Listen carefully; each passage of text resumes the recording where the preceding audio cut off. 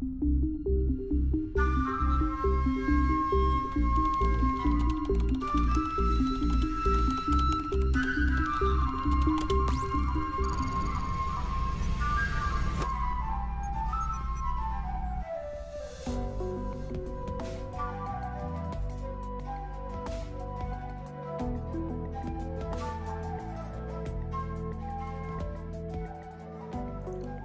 alaikum warahmatullah bandiraɓe on calminama en garti hande wadde windande meɗen ɗiɗiɓere ko computer programming ko wiyete ko heɓle ordinateur en kalino windande men ɓenndude hol fandare heblude ordinateur donc ko ha mbawa rokkude ɗum yamirore donc waɗanma ko jiɗɗa waɗanma ko donc en kaali kadi holno mbatten ha mbawen heblude ɗum.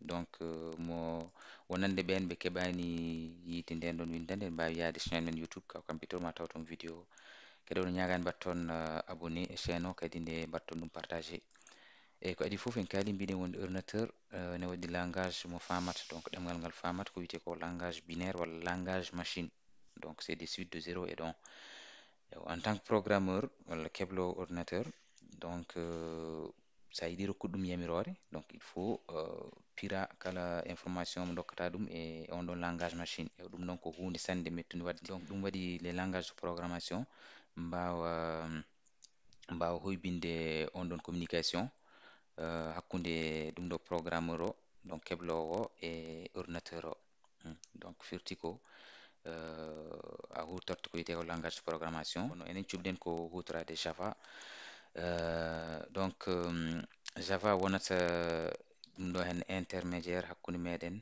e ordinateur o donc c'est à dire ko on va coder en Java et langage Java donc Java ma en jeeyi ɗum après wonno waɗata ha fira code on ɗon mo kodɗen o e langage machine o ha ordinateur o wawa famde ɗum joni noon Java holko woni Java Java mbiɗen ko langage de programmation donc so jii Google en mbaɗi Java donc ma en jii Java ko un langage de programmation qui est développé par Sun Microsystems donc ko oɗo société développement Java e hitande ujunere temedde jeenayyi capanɗe jeenayyi e jeegom caggal ɗum noon oɗo société biyeteɗo Oracle sotti oɗo Sun Microsystems donc firti ko Java wonti e jeeyal Oracle ok donc sen duttima ɗo henne joni pour mbawen hutorade Java mbaɗen codé no programme e Java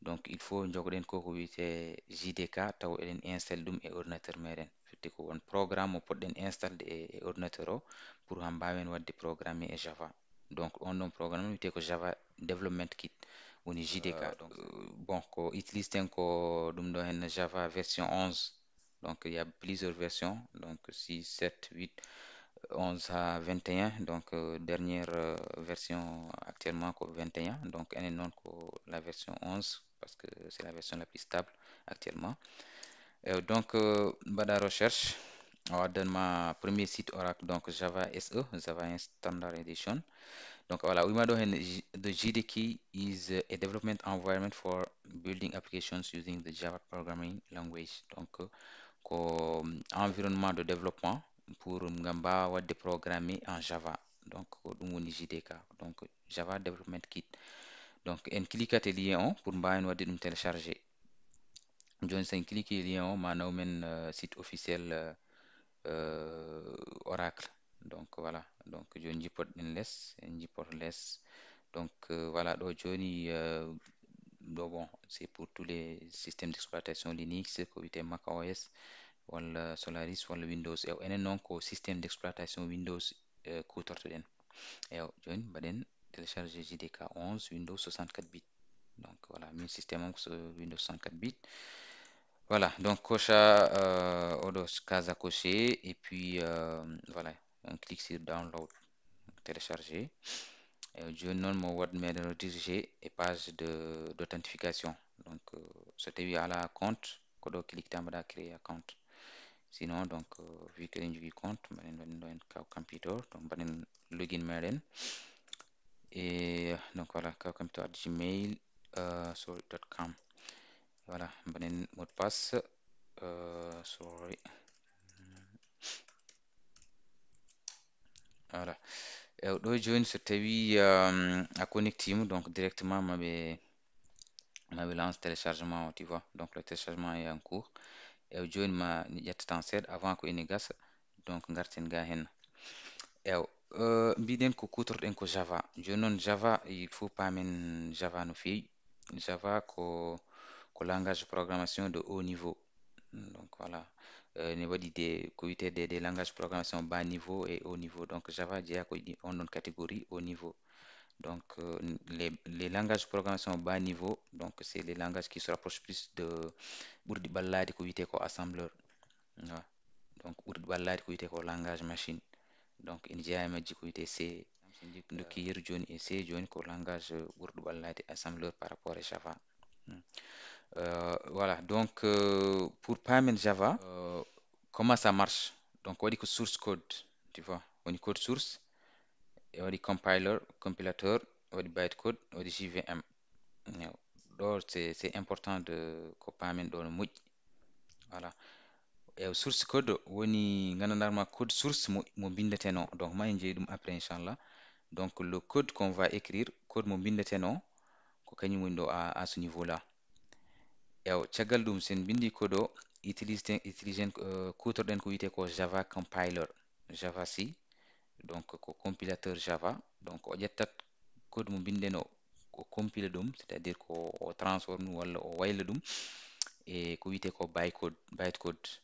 Donc voilà, source code o ƴetta ɗum, donc o ƴetta o wayla ɗum e ko wiyete ko bytecode. Bytecode ko code intermédiaire, donc hakkunde code source o e JVM. Non, oɗo code noon ko kañum woni ko lancete e JVM, c'est-à-dire que ça va être exécuté avec Java Virtual Machine. JVM wiyete ko Java Virtual Machine, donc la machine virtuelle de Java. Donc kañum waɗata exécuter les programmes Java. So bon, interpréter plutôt, parce que JVM ko interpréteur, kañum waɗata interpréter bytecode o. So waɗi interpréter bytecode o fira ɗum kankone e ko wiyete ko machine code machine walla machine language walla langage machine, o fira ɗum e ɗum ɗo ko wiyete ko 0101. Voilà. Ɗo fof oɗo partie fof koko wiyete ko JDK, donc ko mbaɗɗen téléchargé joni ko oɗo partie, donc compilateur bytecode JVM ɗum fof koye JDK o, ko ɗum ɗon wallata meɗen ha mbawen firde code meɗen o watta ɗum ko wiyete ko machine code, langage machine. Bon, voilà, eɗen mbawi famir ɗum ni hen pour l'instant. Bon, oɗo ɗum ɗo henna c'est plus parlant. Donc so ƴeewi oɗo image joni, o ko programmeur woni ɗo henna, woni keblowo bindowo programme walla dokkowo yamirore ordinateur o. Joni noon kanko ɗum ɗo woni ko yamirta, c'est un exemple. Donc ɗum ɗo pour l'instant considéren ko code Java woni ɗo hen, ko code mo bindeten o, programme mo bindeten o, heblugo ko kañum woni ɗo, ko ɗum ɗo bindeten. Sen bindi ɗum ɗo, joni noon ko wiyete ko Java compiler ko, compilateur Java o ƴetta code oɗo o fira ɗum kanko. So firi ɗum o watta ɗum ko wiyete ko bytecode. Ayi, o watta ɗum ko wiyete ko bytecode. Oɗo bytecode noon omo wawi, eɗen mbawi exécuté mo lance demo e kala ɗum ɗo hen, kala système d'exploitation. Ɗum wiyete ko Java ko ɗum ɗo hen ko indépendant de plateforme, système d'exploitation. Ko ɗum d'ailleurs ko ɗum ɗon jeeya ko woni puissance muɗum quoi. Ko sa windi code Java aɗa wawi exécuté mo e n'importe quel système d'exploitation, que ce soit Windows walla Linux walla Mac OS. Joni sen bindi programme men oɗo code source o, compilateur Java o wayla ɗum, o fira ɗum e ko wiyete ko bytecode. Joni noon JVM o ko wiyete JVM ko, Java Virtual Machine ko, ɗum noon e ƴetta bytecode o, a fami. So tawi ko système Windows, ene waɗi no firdata ɗum kanko e machine code e langage machine Windows, ha wawa famde ɗum. So tawi ko Linux, omo wawi omo waɗi kadi no firdata ɗum kadi ha wawa yaade e ko wiyete ko système d'exploitation Linux et ainsi de suite. Bon ma en gartoy image o après sen mbaɗi premier men programme ko nden ɓurata famminade. Voilà joni en ƴewat voilà joni oɗo yettima JDK o yettima en mbaɗat ɗum installé joni en guddittu ɗum ɗum ɗo explorateur o. Voilà joni ko en mbaɗat ɗum installé en cliquat 2 fois walla mbaɗen clic droit mbaɗa open walla ouvrir taw ko français joguiɗa. Sa waɗi ouvrir noon ɗo joni gonɗen koye installé programme Java o e ordinateur men. Voilà dokka autorisation joni installation wona e lance wona e yaade en fait. Voilà joni cabbuɗen seeɗa ƴetta temps. Voilà joni ari joni mbaɗen next cliquen e suivant encore suivant donc hokkatma ko ɗum ɗo hen répertoire mo installata JDK 11 o sa joni wara change ɗum mais enen en gaccat ɗum par défaut mbaɗen next suivant. Voilà joni o woni installde ɗum ɗo Java Development Kit o woni JDK o. Bon cabbuɗen seeɗa ha yetto. Voilà installation presque gassi. Voilà mbaɗen fermé. Joni o installe programme Java o. Joni noon pour mbawen hutorade ɗum il y a quelques configurations ɗi mbatten ɗum mbawaten yittude programme o en jahat disk C sen jeehi C programme files Java donc ɗo o installe ɗum ko ɗo waɗi ɗum ɗo hen installation o. Joni noon il faut ko pour mbawen hutorade programme o il faut ko mbaɗenmo ko wiyete ko e path variables donc pour n'importe quel système d'exploitation so tawi ko Windows walla Mac walla Linux paɗoni foof ne waɗi ko wiyete ko path environment variables donc ko wiyete ko variable d'environnement il faut ko ajouter ɗum e ko wiyete ko variable d'environnement. Joni noon sen naati e dossier d'installation en naati disk C programme files tu vois Java donc JDK 11 ici en mbaɗat ɗum copier sen mbaɗi copier garen ɗo o campito o walla PC taw ko français mbaɗa clic droit sa waɗi clic droit mbaɗa properties taw ko anglais sinon français ko propriété. Joni oɗo ko wiyete ko advanced system settings walla système walla paramètre système avancé taw ko français donc cliqua hen voilà advanced ngara environment variables walla variable d'environnement en français. Joni mbaɗa ɗo hen new walla nouveau Java home binda Java majuscule underscore woni tiré 8 home après mbaɗa ɗo hen variable value o la valeur de la variable d'environnement donc en copie chemin vers le dossier d'installation de JDK 11 et mbaɗa OK. Voilà on ferme ça. Voilà joni pour vérifier que programme o est bien installé holko mbatten joni ko ni mbatten en garat